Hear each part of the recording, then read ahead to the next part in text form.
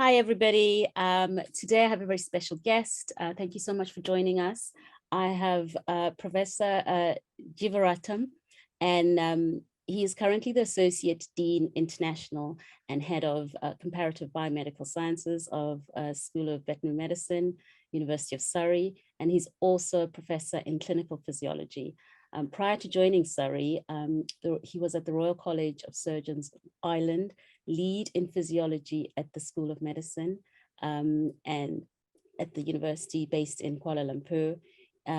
Prior to joining academia, he was a companion animal clinician in Kuala Lumpur and holds a PhD from the University of Cambridge, an M.Med Science from International Medical University, and Doctor of Veterinary Medicine from University of Putra in Malaysia. He was admitted to the Royal College of Veterinary Surgeons in the United Kingdom in 2011 by examination. Thank you so much for joining me today. Thank you very much for having me. That's great. I was just wondering if you're able to tell us a little bit about yourself and your ethnic background. So I was born and raised in Malaysia, and did a lot of most of at least up to my undergraduate level studies in Malaysia as well. So very much a Malaysian. From an ethnicity perspective, I'm actually of Sri Lankan Tamil origin. So ancestrally, my grandparents who were born in the northern part of Sri Lanka migrated to Malaysia, and they met in Malaysia, and on both sides, then both my parents were born in Malaysia. So so we are Malaysians by birth, both parents and myself, but my grandparents were migrants who came from Sri Lanka, the northern part of Sri Lanka. So ethnicity-wise, that's my background. That's amazing. Thank you so much for sharing that. I was wondering if you could outline your journey into veterinary medicine. And, given that all generations want upward social mobility for their offspring, what did your parents actually think about your choice? So my parents are very typical Asian parents. So for them, the only career that made sense was being a lawyer, an accountant, or a doctor. So I have families of doctors. I never really felt that was something I could do. I personally find it difficult to in a way find the practice of human medicine, while interesting, quite challenging, and it wasn't a passion. So and neither was I interested in law or accountancy. So I did what I knew, that I was very interested in life sciences. Veterinary medicine was never a passion or a choice that I grew up with. Oh, I want to be a vet. I never really did that, though. I think it was almost a career that I fell in love with by chance, surprisingly. So what really happened was that I reached a point where I was looking for pre-U universities, and I decided that, you know what, I need to leave my home. I wanted to leave home. So the priority was not about a career. The priority was about leaving home. And I took the first offer I got, which was a diploma in animal health and production. Was then a good excuse to leave home. And I signed on to it, and I joined the diploma program and pursued it. And upon completion of it, so what happened, which I never told my parents, I only told them very many years later, was that upon completion of the first year of the diploma, I was offered, because I did well, I was offered a track onto medicine, a pre-med and then medicine program. I declined that offer and continued with my diploma. And then when I completed the diploma, I then managed to get into a veterinary degree. And I think it was at the point when I was doing my diploma, at the end of the first year of my diploma, that I really realized that, you know what, I could see myself doing this for the rest of my life. And I enjoy it. And no regrets. And I did the second year of the diploma and thoroughly enjoyed it as well, and thought, you know what, that's really important for me. So it's by chance that I realized that the career that I want to do has to be something that I enjoy. And that's how I got into veterinary medicine. So, and I pursued veterinary medicine as a career, and then went out to practice. And that's how I got into veterinary medicine, really. That is such an amazing story. What did your parents think when you told them, right, I'm going to become a vet now? Well, I think what I presented to them was that I don't have any other option. If I don't accept the veterinary medicine program, I will not have an education. So as a typical Asian parent, they say, oh, they have an option of choosing yes to veterinary medicine and having a son who has no education. They figured, okay, something's better than nothing, and they agreed. So I presented with them with only two options, and That's really clever, because at the end of the day, you can't actually say to your parents, actually, I did get into medicine. yes, yeah. And I think it was important as well because I went on what we call in Malaysia at that time was a government institution. So and also received funding for the entire program. So there was absolutely no cost on my parents at all. And my parents, if they declined that, they very quickly realized that if that was declined, that they would need to fund me privately, Yeah. For an education, whether in Malaysia or overseas. And it's not something that they could afford, of just funding international education. So they realized that, what, it's a scholarship offer and it's funded, so it's all good things anyway. Oh, thank you. So I was just wondering, everybody's life journey is invariably different. And, very often it's kind of punctuated with peaks and troughs. Did you ever experience any culturally specific challenges that maybe your classmates or colleagues may not have experienced, especially in veterinary medicine? Yeah, I guess, well, two things come to mind very quickly. One largely driven by a recent incident, but something that I have always felt, and I am a professor, I've progressed in my career, but continue to feel, is that I feel that as someone of coming from a BAME background, I often feel I have to work two times harder to achieve where I am in comparison to my peers who are non-BAME. And I think that, and I'm not saying that I hold a grudge about it. I'm a high achiever. I am ambitious. I know I'm a competent vet and a competent colleague. But when I reflect and I benchmark myself, I often feel that the demands from me is far much more than the demands from my non-BAME peers. And I feel I have to work harder, twice as harder, to prove myself. And sometimes people say that, oh, you have to do that because you have a chip off your shoulder, or because it's you, that's why you have to prove. And no, if you ask anyone, they'd say that they wouldn't look at me as someone who has a chip off my shoulder. I speak confidently. I'm an extrovert in a lot of instances, in situations when it's required. But I do feel that,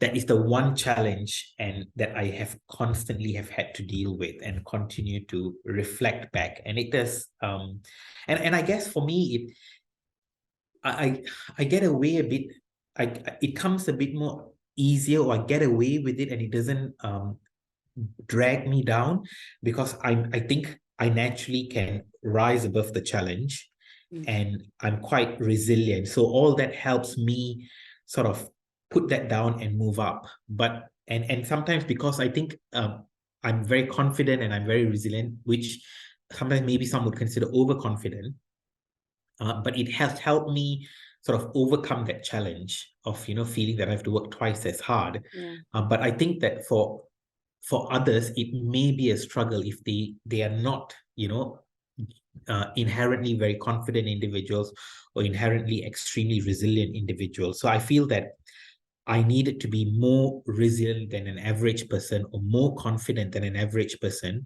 in order for me to overcome that challenge, or that perception, so that I am successful. But it is something that continues to have, where I feel that the expectations from me are far much more than my non-BAME peers.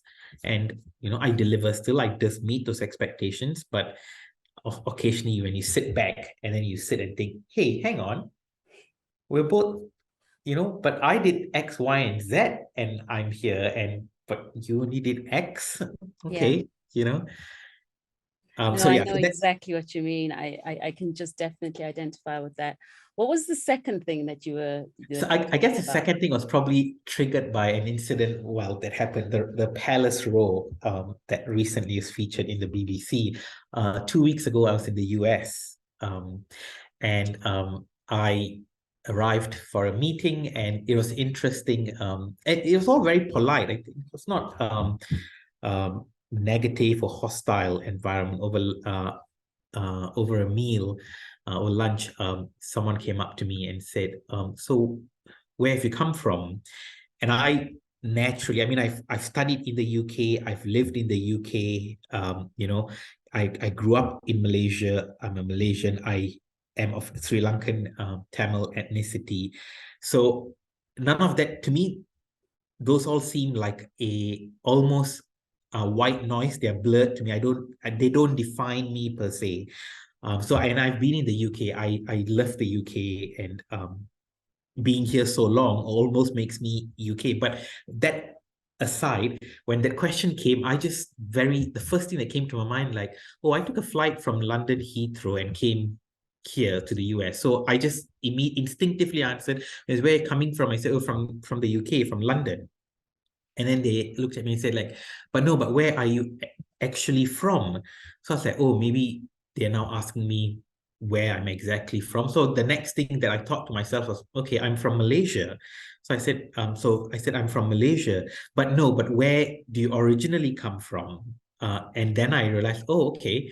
So I said, well, my ancestors come from the northern part of Sri Lanka. So they're Sri Lankan Tamils. So ethnicity or ancestor wise, I have Sri Lankan Tamil origin. And then like, okay. And they went like that.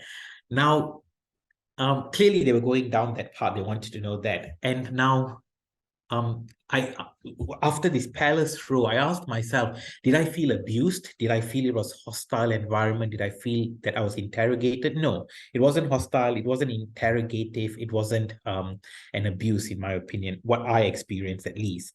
But what did flag to me was what I was getting worried as I was going down that chain was that, are you going to behave differently with me now that you know I'm of Sri Lankan Tamil ethnicity? And that was a question that I had, because why was it important? So I was more afraid or more in doubt of whether the interaction that I will be having with this person is going to be defined not by me as a person and my accomplishments and my expertise and whatever, me as a person, my own interpersonal skills, but is it going to be defined by where I come from or my ethnicity? And so it's a challenge, and you do get these questions, and some people think, oh, it doesn't, oh, it's so what? They're just asking where you're from. And yes, I fine, they can ask that, but it's this doubt that you then create in individuals that, okay, the worry that the worry that I had that, okay, I think the interaction may revolve around my ethnicity, so I need to be prepared. So I then sort of became on guard that, maybe potentially that conversation will be about ethnicity, or will be, how do I say, guided by my ethnic origin. Yeah, that's that's something that I think a lot of our colleagues who've never had these interactions don't understand, that going forward, then you have to be on guard that this might be an issue. Your ability as a vet, as a colleague, as a professional, sometimes you start thinking that actually isn't the problem. Now you're wondering, is it because I'm of a BAME origin that's more of an interest? And am I going to be judged based on where I'm from as to how good that group of people are, in your eyes? So yes, that's a genuine thing that I think I hear a lot with a lot of conversations that we have.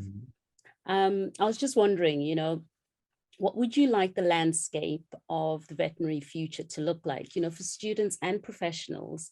you know, from the Black, Asian and minority ethnic groups? What would you think what would you like to look like? I mean, I clearly would like to see more BAME vets in leadership positions, in specialist positions in the UK, especially more BAME diplomats, more increased in BAME leadership within different institutions. In fact, perhaps change moving in areas where they're fairly concentrated with non-BAME vets, how we can, grow into those areas or into those industries and, be able to actually do what we want to do as BAME vets, essentially.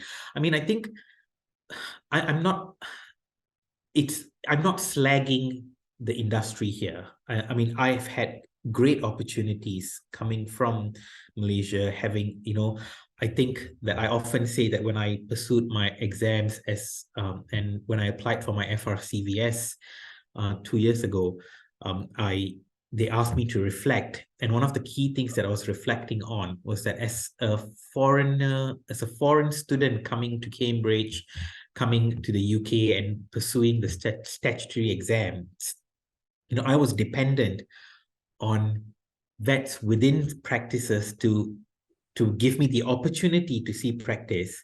And I have stood on shoulders of giants to be able to be where I am today. So I owe those individuals because they were willing enough to provide me the opportunity. And they're non-BAME people. Okay. But so they are non-BAMEs who have provided me, who I've been able to stand on their shoulders, and they're giants in the industry, and I've been able to progress. So there are lots of good within the fraternity as well. And I think that going full circle, I now examine on the stats exam, having sat for it, and having seen how it has evolved to become a lot more a fairer process compared to how I sat for it in 2010, 2011, compared to how the stats exam. And I think those are the good things that has slowly started to evolve to be supportive of international graduates who are coming to be able to practice in the UK without compromising standards. So I guess my advice is the fraternity is not against us. There's a lot of support within it. We need to capitalize on it, and we need to find our own giants, yes, and stand on their shoulders and progress. And that's what I think my advice is. You need to find your giant. And I think the other thing that is also important is that sometimes you also need to let go. So for example, the interaction in the US, I just let it go. It didn't affect me. It didn't, I wouldn't say that my visit or my trip was bad. I still enjoyed my time. I met some brilliant people, and it was an excellent session, and it was great. We did a lot of things, a lot of work was progressed, and I let it go because, what, I just look at it as fine. My ethnicity, where I come from, is not going to define my expertise, and I will carry on, and you will know that I'm actually very good. And I think that we must let go. And likewise, when I reflect back how that the feeling that I have to work twice as harder than a peer to get where I am and to be, I often also let that go. You say, I'm going to let that slip because I have achieved it. Yes, I've worked harder, but I'm not going to dwell on some of these things. I will not make it harder for the next person coming in. I've learned, but I personally must learn to let go. And I think sometimes being able to let go is also very important, because if you don't let go, that's when the chip on the shoulder starts forming. Very true. Thank you. Such great words. I'm very keen on seeing a more diverse picture as well, when it comes to the veterinary industry.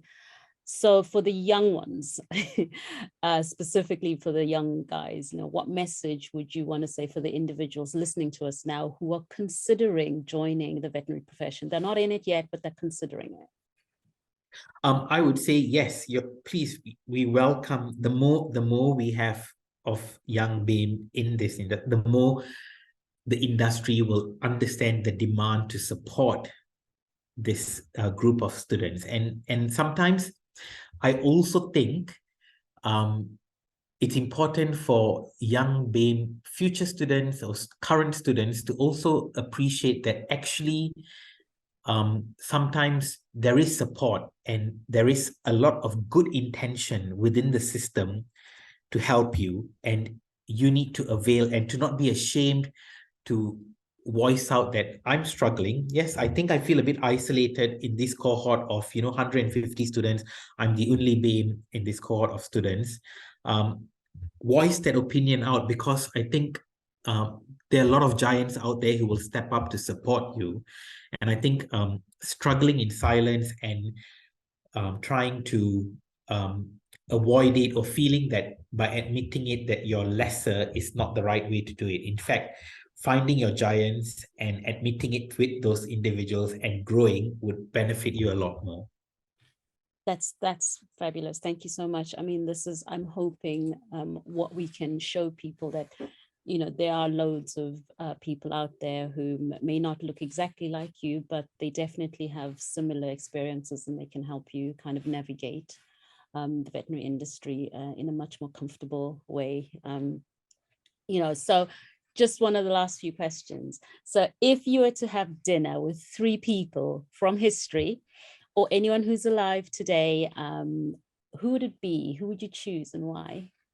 Yeah, so I have a very I don't know. So no one public. So I have always been curious to speak to my ancestors, because what I find really interesting is the motivation for them to take the journey years ago. This is, I'm saying 80, 90 years ago. Well, no, hundreds years ago, actually, now when I think about it, to leave somewhere. And at that time on boats, that would take days. And these are women and children, and, trying to find out how they built resilience and how they had a positive mind. And also my dad, who's passed on, and how they constantly had this idea of optimism.